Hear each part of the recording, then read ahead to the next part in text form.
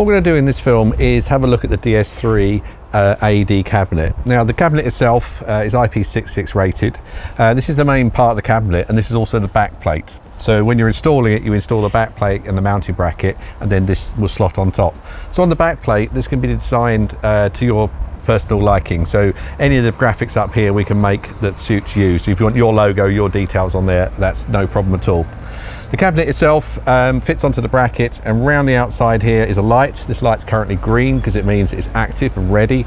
If there was a problem, the light would turn red. The gauge over here is telling the internal temperature in degrees C, and also the percentage humidity, because it's quite important that you keep these correct. So having the heating element there will maintain the right humidity and temperature inside the unit over the winter months. The unit is also insulated, so it will keep the heat in, but also it will insulate during summer months to make sure you don't exceed temperatures. Now there's no way of cooling if it's exceeding the temperatures, but by insulating the AED in there, you're making sure that the battery and the pads and the unit will function correctly when needed. The lock on the front here is how you get in. You can select it to be unlocked, in which case they just push the OK button. There's another little screen goes over the front. But if not, we just enter in the code. Once you've entered the code, the door will open.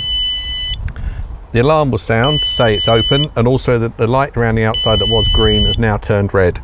So what you can do is you can remove the AED and then use it, and then you can leave the door open so the alarm's going off, or you can shut the door after that.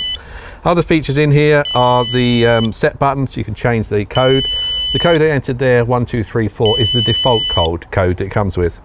So if you were doing your AED checks, you can open it up, take the defib out, check it, pop it back in, and then you literally just close the cover down, hold it for a few seconds. You hear the lock close, and also the light around the outside has gone green.